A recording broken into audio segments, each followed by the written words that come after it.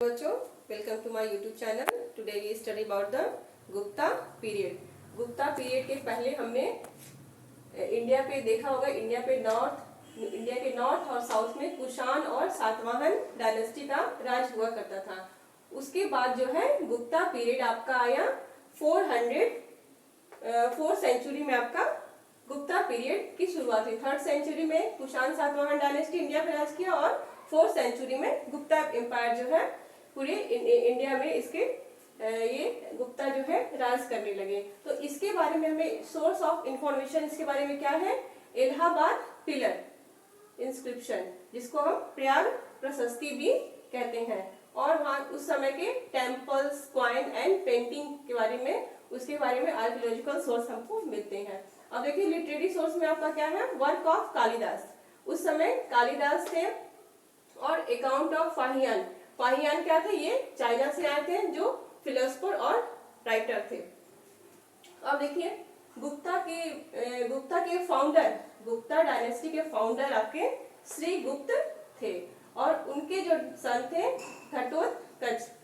और उसकी बाद जो है जो मोस्ट पावरफुल थे जो चंद्रगुप्त फर्स्ट कहलाए, उनको ये जो है मोस्ट पावरफुल किंग थे गुप्ता पीरियड के।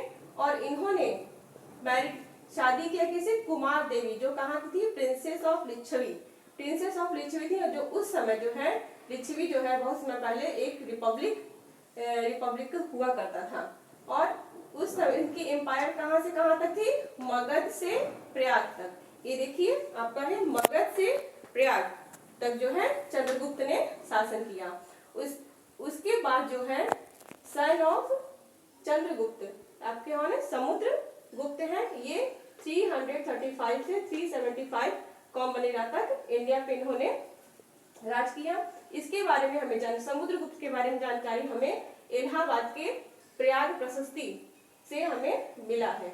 इसको ये जो प्रयाग प्रशस्ति के बारे में हमें ये उनके जो कोर्ट में हरिसेन हुआ करते थे, कोर्ट के पॉइंट है जो इनके बारे में जितनी व्याख्या है, इनकी वर्णन जो है जितने भी हैं, हरिसेन जो है प्रयाग प्रशस्ति में किए हैं। और प्रशस्ति का मतलब क्या है, प्रेज टू, उनके बारे में मतलब प्रशंसा करना। उस समय कोर्ट में इनके जो दरबार में जो कवि वगैरह थे राजा की बहुत ही तारीफ किया करते थे, जो उसको प्रशस्ति के रूप में कहा गया, उसकी प्रेज करते थे। और इसमें डिस्क्राइब क्या किया गया था कि उनके नेचर के बारे में पूरा डिस्क्राइब किया गया है कि उस समय ये समुद्रगुप्त राजा कैसे थे और उनके बारे में जानकारी, उनकी कौन कौन सी राजा ने उन्हें मतलब कि कहाँ किस राजा को समुद्रगुप्त ने हराया। तो वो है नॉर्थ के 4 पावरफुल किंग को इन्होंने हराया।